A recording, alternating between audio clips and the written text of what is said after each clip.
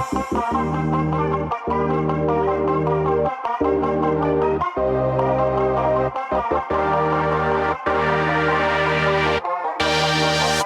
there, Alex here. This is the Google Pixel 4, and I've had the chance to use it for a bit, so I would like to share some of my thoughts on the phone. The first two things that I want to quickly get out of the way are the hardware design and specifications. I think it looks nice, especially with the matte finishing on the orange and white versions, but looks are subjective, so no point talking too much about it. Specifications-wise, it's business as usual for Google, which means it's still pretty underwhelming considering the price of the phone. That said, I've never found that to be a deal breaker for any of the previous Pixel devices I've used, and they still perform well enough for me. But it would be nice to at least have a bit more storage, especially when they're removing the free original resolution upload feature. While I don't see a huge difference for photos uploaded at just high quality, the compression for videos is a bit more noticeable.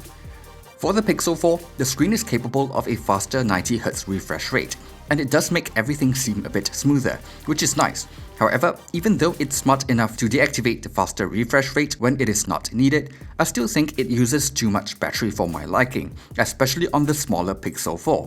Given the choice between faster refresh rate or better battery life, I'll go with battery life for sure. Another thing I want to mention is that the brightness of the screen is still just average, and can seem a little dim under a hot, sunny day. On the bright side, at least I haven't encountered any uneven tint issue like I did with the Pixel 3. Above the display is where you'll find the Face Unlock feature, along with a new radar chip that enables a feature called Motion Sense. I don't really have much to say about Motion Sense because as it is, I don't really have a lot of uses for it. Even for changing tracks, I'm using PowerAmp Music Player, which doesn't support the gestures at this point in time. I'm sure some folks will find it useful, but for me, it's just not worth wasting battery keeping the feature on all the time. I actually tested the phone initially with Motion Sense and the 90Hz refresh rate turned on all the time, and I couldn't get through a day of use with my type of usage, which isn't really a huge surprise since the 2800 mAh battery is actually even smaller than the one in the Pixel 3. But once I turned those features off, I could at least get a day of use out of the phone. So unless you have the habit of topping up your battery throughout the day, I'll recommend just going for the Pixel 4 XL if you want to use any of the newer features. For Face Unlock, it's using a similar technology as Apple's Face ID, and it's just as fast and reliable. After just a day of use, I got used to not having a fingerprint sensor on the phone. But there are a couple of things to take note of here. It was discovered recently that Face Unlock works even when your eyes are closed, which is a bit of a security risk. There were leaks that showed an option that would require your eyes to be open to unlock the phone, but I guess it's still a work in progress. So if you're in a situation where you don't want someone to unlock your phone while you are sleeping, I recommend turning on the lockdown option before you sleep. The other thing here is that some third-party apps, in particular banking apps, might not be able to use Face Unlock for logins if they're not targeting the right APIs. As of this review, I've tried the UOB and POSB app, and it's not working on either of them. So we just have to wait for the banks to update their apps. Moving on, while the top bezel is pretty thick, Google did reduce the bottom bezel by moving the speaker to the bottom of the phone. While it's no longer front-firing, it still sounds pretty good, and it's actually louder than the speakers on the Pixel 3, so no complaints here from me. Software-wise, it's pretty much the same story as before. Clean software experience, fast software updates for 3 years, and a similar set of features that you get on the Pixel 3. It has a couple of improvements like the ability to swipe down anywhere on the home screen to get to notifications, and there is a new voice recorder app that is able to do offline live transcribing, which works surprisingly well. There is also an improved Google Assistant feature which is not available in Singapore just yet. However, like I mentioned earlier, they took away the free original resolution uploads to Google Photos, which I've always felt like was a unique selling point of the Pixel series. And I feel like Google's software can be a little bare bones at times. For example, having the ability to take a longer screenshot or record the screen natively would be nice. Anyway, let's just move on to the highlight of the Pixel series, the cameras. For the Pixel 4, Google finally added in a second camera on the rear, so let's talk about that first. It's a telephoto camera with close to 2x zoom and up to 8x digital zoom. While I feel like a wide-angle camera will be more dramatic and fun, I think the implementation here is actually quite good. With the help of Google's software magic, I was able to get usable shots even at 8x zoom.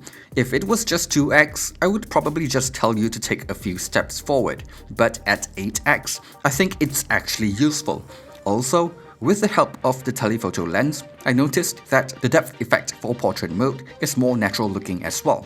But I'm still hoping that we'll get a wide-angle camera next year. For the main camera, it's still really good in all sorts of lighting conditions as expected, and it's still able to capture great looking images with minimal effort from the user. Same goes for night sight as well, which still does a really good job in low light. Compared to the Pixel 3, I noticed slightly better dynamic range and white balance, especially for skin tones. These improvements applies to the front camera as well. Also, because the camera is not as wide as the Pixel 3, it looks less distorted to me, so I don't really think it's a downgrade from the Pixel 3. In terms of new features, we are now able to see a live preview of the HDR Plus effect, which is handy for composing shots, and there is now a slider to control the shadows as well, which gives users a bit more control. There is also a new astrophotography mode as well, which isn't really that useful in a city like Singapore with so much light pollution. But if the sample photos that Google has provided are legit, it will be useful when traveling for sure. Overall, I do think that the camera experience is an improvement over the Pixel 3 for photo taking. However, for video recording, it's still just average. It looks fine, but compared to what Apple has to offer with 4K 60 frames per second recording for both the front and rear cameras, as well as extended dynamic range recording, it just pales in comparison. In the end, if you already like what Google has been doing with their Pixel lineup, the Pixel 4 is an incremental upgrade that improves upon the core Pixel experience. Great software experience, and it still takes effortlessly great photos. Even though the hardware is a little behind the competition, I still think it's an improvement over the Pixel 3, at least for the most part. Personally, I don't think it's worth upgrading from the Pixel 3 because of the battery capacity and the lack of free original resolution upload. But if you're currently using a Pixel 2 or anything older and want the best phone that Google makes, it's still a good option. Just get the Pixel 4 XL if you can. But with how competitive the market has been in 2019, I just can't help but feel like Google could have done a little bit more, especially if they're charging flagship level prices for it. Personally, I'll recommend waiting for discounts or promotions before jumping the gun.